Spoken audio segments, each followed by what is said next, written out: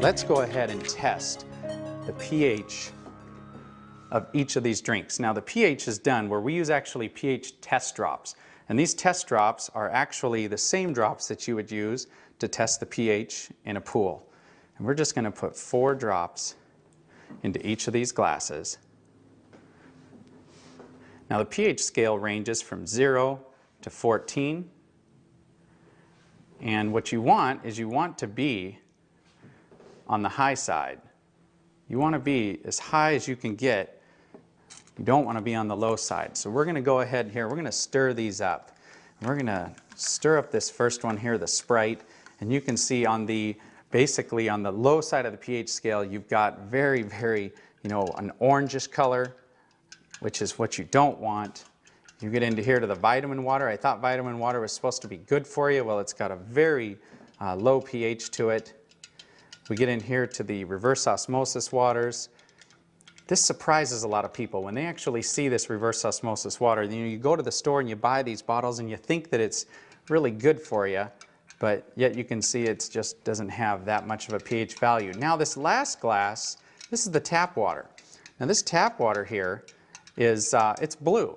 And some people get excited about that because actually the pH value of this compared to all these other drinks is much better. Much better. But what they don't tell you is that the federal government mandates that tap water be at least 7.0 in pH. And so because of that, they use various chemicals, lyes, and anything they have to put into that water to get it to go to here. In fact, a lot of times when you filter this water, you will actually see that the pH values come back to this range once some of those chemicals are filtered out.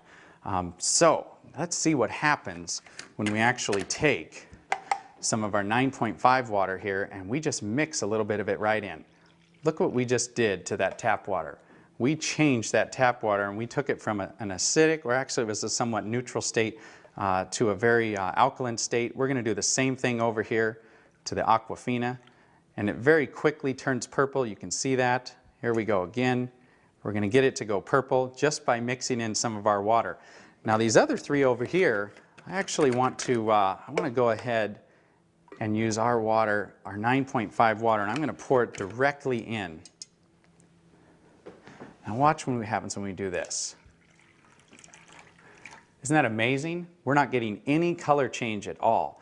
In fact, if I go over here, we're not going to get any color change in either of these drinks. They are so acidic that it's actually going to take anywhere from 25, 30 cups of our water, of 9.5 pH water, when we mix it into these other waters, or these other drinks, to actually get it to go neutral. In fact, I'm going to show you that because this is so potent. I mean, look at this soda here. This soda is so potent that if we just take a tiny bit and put it right into one of these cups, it immediately takes away the alkalinity of these. I mean, take a look at that. It is just, it's absolutely gone. And so very, very quickly you can take an alkaline substance and turn it into a very acidic substance.